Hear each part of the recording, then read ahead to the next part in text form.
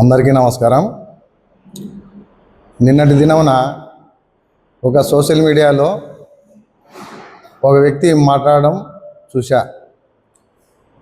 ముఖ్యంగా 48వ డివిజన్లో డ్వాక్రా మహిళల గురించి నా మీద లేనిపోని ఆరోపణలు చేస్తూ రకరకాలుగా మాట్లాడడం జరిగింది. కానీ ఆ మాట్లాడిన వ్యక్తి ఎవరో మీ అందరికీ తెలుసు, ఎలాంటి వాడో అందరికీ తెలుసు.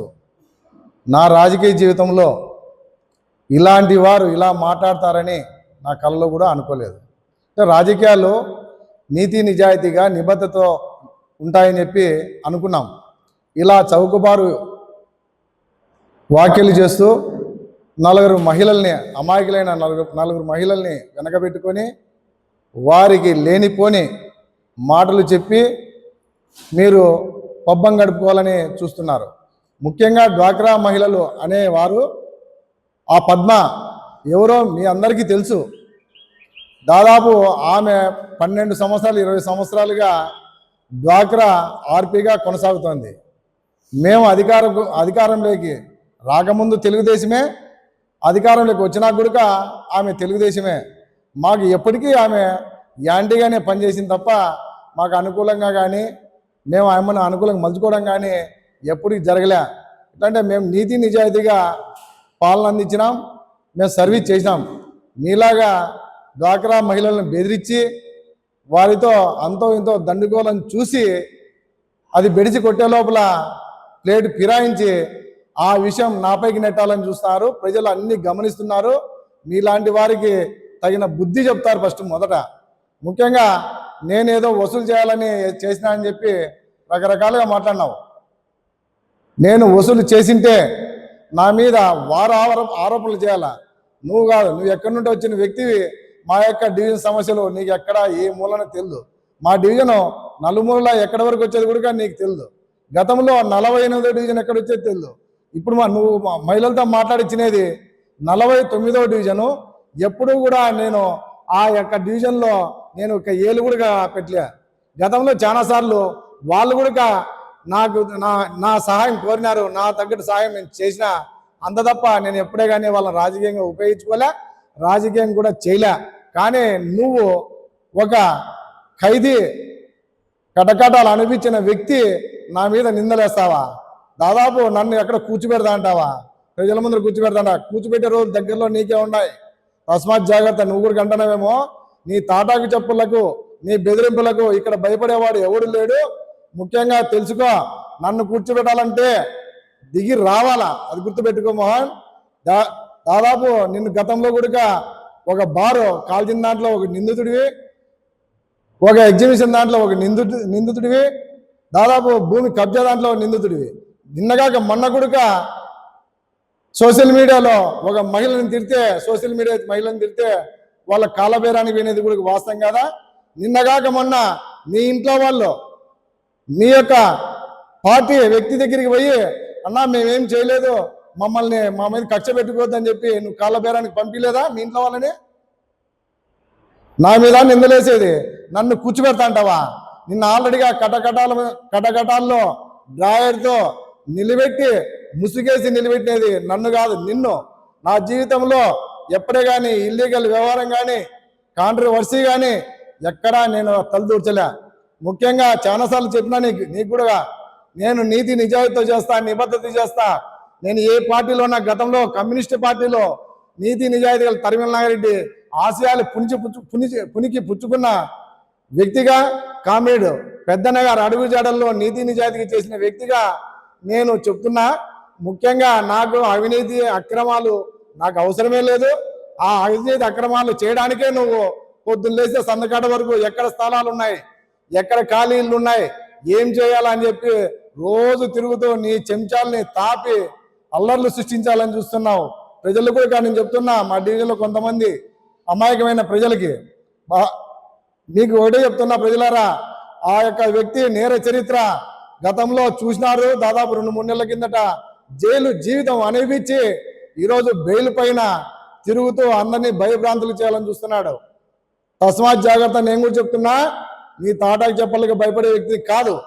ఇట్లా వాళ్ళని చాలా మందిని చూసినా, నీ అట్లా వాళ్ళని చాలా చాలాసార్లు చూసి వదిలేసిన. ముఖ్యంగా నువ్వు సోషల్ సర్వీస్ చేసేవాడు అయితే రాత్రి 9 గంటల వరకు వాకింగ్ చేస్తా అంటే భయపడుతున్నారు. నువ్వు రోడ్లో నిలబడదంటే ఎవరైతే నువ్వు అని. అలాంటి వ్యక్తి నీ క్యారెక్టర్. నా క్యారెక్టర్ అట్లాంటిది కాదు. నేను నీతి నిజాయితీతో నిబద్ధతతో చేసిన వ్యక్తిగా నేను హెచ్చరిస్తున్నా. నెక్స్ట్ ఇదే విషయాలే నా మీద అవాకులు చవాకులు పేలితే ఆ పరిణామం తీవ్రంగా ఉంటుందని చెప్పి హెచ్చరిస్తున్నా. గతంలో కూడా చెప్పిన, ఏదో ఎమ్మెల్యే గారి మీద మేము ఏదో చేసినామో, మా యొక్క అనంత వెంకటరామరెడ్డి గారు ఏదో నన్ను ఉసివెలుకు వాళ్ళ దగ్గర పంపించినారు అని చౌకబారు విషయాలు, చౌకబారు వార్తలు మీకే చెల్లుతాయి. నేను ఆ డ్వాక్రా మహిళా సంఘాల జోలికి కానీ, డ్వాక్రా సంఘాల విషయాలకు కానీ ఎప్పుడూ పోయే వ్యక్తిని కాదు. వారు అవిసార్లు వాళ్ళు ఏదో పడమని చెప్పి వచ్చేవాడిని తప్ప వాళ్ళ వ్యవహారాల్లో ఎప్పుడూ నేను తలదూర్చలే. మొన్న కూడా నేను SIR సర్వీస్ అప్లికేషన్లు ఇవ్వడానికి పోతే సచివాలయంలో అక్కడుండే వ్యక్తి, అంటే ఆ మహిళలు భర్తలు వాళ్ళ పిల్లలు బయట నిలబడితే, ఏమైనా ఇక్కడ నిలబడినామని చెప్తే, మేము మా డ్వాక్రా మా డబ్బులు చోరీ అయినా మా ఆర్పీ చేసింది, మేము బయట ఉన్నాం, మమ్మల్ని రానిలేదు ఆమె, మేమే ఆడిట్ చేస్తున్నామని చెప్తే, అదెట్లయితుందయ్యా మీరు రాని పదారండి అని చెప్పి పోయి 2 నిమిషాలు మాట్లాడినా. ఏం మాట్లాడినా, అమ్మా సామరస్యంగా చేసుకోండి, కొట్లాడద్దండి, వాళ్ళు కష్టపడిన డబ్బు వాళ్ళ డబ్బు వృధా కాకూడదు, అది చాలా పాపం, తింటే వాళ్ళ డబ్బు వాళ్ళు ఇప్పించే విధంగా మీరు సహాయం చేయండి అని చెప్పి ఆ మాట తిరిగి వచ్చినాను తప్ప నెక్స్ట్ వాళ్ళ విషయాల్లో కానీ వాళ్ళ జోక్యంలో కానీ నేను తల దూర్చలే. ముఖ్యంగా నా మీద ఏదో నన్ను బ్లేమ్ చేయాలని చాలా సార్లు పడుతున్నావు. నన్ను బ్లేమ్ చేయాలంటే నా ప్రజలు బ్లేమ్ చేయాలా, నువ్వు కాదు. నీ అట్లా జైలు జీవితం అనుభవించిన వ్యక్తి నన్ను బ్లేమ్ చేసేదానికి నీ చేత కాదు. ముఖ్యంగా చెప్తున్నా, నా ప్రజలే నాకు దేవుళ్ళు. నాకు గతంలో వైఎస్ఆర్ కాంగ్రెస్ పార్టీలో అన్ని పదవులు అనిపించిన కార్పొరేటర్ అయినా, మరీ కార్పొరేటర్ కావాలనుకుంటే నేను పోటీ చేయాలనుకుంటే మా డివిజన్లో ఎవరిని పెట్టైనా గెలిపించి తీరుతా, అదే హెచ్చరిస్తున్నా. నిన్నటి రోజు 48వ డివిజన్లో ఒక నాయకుడు మాట్లాడుతూ, తెలుగుదేశం పార్టీకి సంబంధించిన నాయకుడు, తెలుగుదేశం పార్టీ నాయకులు అంటేనే ఇంపార్టెంట్ నాయకులు మా డివిజన్లో చేసుకునేది, తెలుగుదేశం పార్టీకి స్థానికంగా నాయకుడు ఎవరు లేరు. ప్రతిసారి కూడా స్థానిక సంస్థల ఎన్నికలు జరిగినప్పుడు నాయకుడిని దిగుమతి చేసుకుంటారు. అట్లా దిగుమతి వచ్చిన నాయకుడు కొన్ని ఆరోపణలు చేశారు మా పార్టీ మాజీ కార్పొరేటర్ గారి మీద. ఇంటికి గతంలో కృష్ణమోహన్ అనే కార్పొరేటర్ ఉన్నారు, వాళ్ళ తెలుగుదేశం పార్టీకి సంబంధించిన కార్పొరేటర్. గౌరవ్ గార్డెన్లో డ్రైనేజీ లేపిస్తానని ఇంటికి 5,000 రూపాయలు వసూలు చేసినాడు. ప్రతి ఇంటితోనూ 5,000 రూపాయలు వసూలు చేసినాడు. కానీ మా కార్పొరేటరు ఎక్కడా కూడా వసూలు చేసిన దాఖలాలు లేవు. ఎందుకు చెప్తున్నామంటే, నేరుగా పథకాలు వచ్చేది జగన్ సార్ ఎవరిని పెట్టినారు, వాలంటీర్లను పెట్టినారు. వాలంటీర్ ద్వారా సచివాలయ సిబ్బందికి నేరుగా వింతులు వెళ్ళేటివి. అర్హుడైతే ఇచ్చినాం, ఎవరు కూడా వేలు పెట్టలేదు. కనీసం ఎమ్మెల్యే స్థాయి వ్యక్తి కానీ, మంత్రుల స్థాయిలు కానీ, ఎంపీలు కానీ ఎవరు మాట చెల్లుబాటు కాకుండా అర్హుడు అనేవానికి ప్రతి ఒక్కరికి కూడా ప్రతి ఇంటికి పథకం లబ్ధి చేకూరాలని చెప్పి జగన్మోహన్ రెడ్డి గారు ఆదేశాలతో ప్రతి ఒక్కరికి పథకాలు పోయినాయి. ఎక్కడ డబ్బు డిమాండ్ చేసినది లేదు, ఏమీ లేదు. అనవసర ఆరోపణలు చేస్తూ కొంతమందిని రెచ్చగొట్టే ధోరణితో ఉసుగొలుపుతున్నారు. స్థానికంగా ఉండే ప్రజలు మీరు కూడా తెలుసుకోవాలా, మనందరం ఒకటి. ఈరోజు బయట నుంచి వచ్చినోడు అట్లే గెలుస్తాడో ఓడిపోతాడో తెలియదు, తన పని అయిపోతేనే వెళ్ళిపోతాడు. కానీ మనం స్థానికంగా మనం అందరూ కలిసి ఉండేవాళ్ళం, అన్నదమ్ములు అనుకుంటా, అన్న అనుకుంటా, చిన్న ఆయన పెదనాయన అనుకుంటా, మామ అనుకుంటా సరదాగా గడిపేటోళ్ళం. మనం స్థానికులుగా మనం ఉండాలా. మీరు ఆలోచన చేసుకోండి. మీరు కూడా ఎందుకు చెప్తున్నానంటే, ఎన్నికలు అయితేనే బయట నుంచి వచ్చిన వ్యక్తులు వెళ్ళిపోతారు. గతంలో ఆమె స్వప్నకు వచ్చా, వెళ్ళిపోయింది ఆమె కూడా. మళ్ళా తర్వాత జయరాం నాయుడు గారు వచ్చారు, వెళ్ళిపోయా. కృష్ణమోహన్ వచ్చా, వెళ్ళిపోయా. ఇప్పుడు స్థానికంగా ఎవరు ఉండేది? శ్రీనివాసులు ఉన్నాడు, సురేష్ ఉన్నాడు, మధు ఉన్నాడు, రాజశేఖర్ అంటే ఇట్లా స్థానిక వ్యక్తులే ఉన్నాం. బయట వ్యక్తులు ఎవరు కూడా లేరు. బయట నుంచి వచ్చిన వ్యక్తులు వాళ్ళ పని చూసుకొని వెళ్ళిపోతూ ఉంటారు. బయట వ్యక్తుల్ని నమ్మద్దండి. ఏ అవసరం వచ్చినా అర్ధరాత్రి వేళ కూడా పలికే వ్యక్తులు ఎవరంటే స్థానికంగా ఉండే మనమే. అది మన పార్టీకి చేసినా, వ్యతిరేకంగా చేసినా, ఇంకోటి చేసినా కూడా అర్ధరాత్రి అయినా కూడా మనం పిలిస్తే పలుకుతాం, చేసుకొని పోతా ఉంటాం. అది ఎవరికి ఏ కష్టం వచ్చినా కూడా మీరందరూ కూడా దాన్ని దృష్టిలో పెట్టుకొని తగినట్టుగా దానికి చేసుకోండి. మీరు మీ ఆలోచనకే వదిలేస్తున్నా. మంచి అనేది, మంచి ఏదో చెడు అనేది మీకు తెలుసు. మీకు చెప్పేంత కాదు, మీ వయసు పెద్దవి, నా వయసు చిన్నది.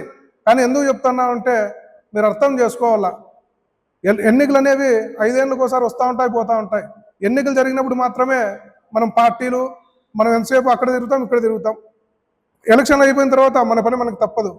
మనం అందరూ కూడా చిన్న స్థాయిలో ఉండే వాళ్ళమే. బాగా గుర్తుపెట్టుకోండి, ఎవరివి కూడా పెద్ద స్థాయి కాదు. రెచ్చగొడితే రెచ్చిపోయే ధోరణితో పోవద్దండి.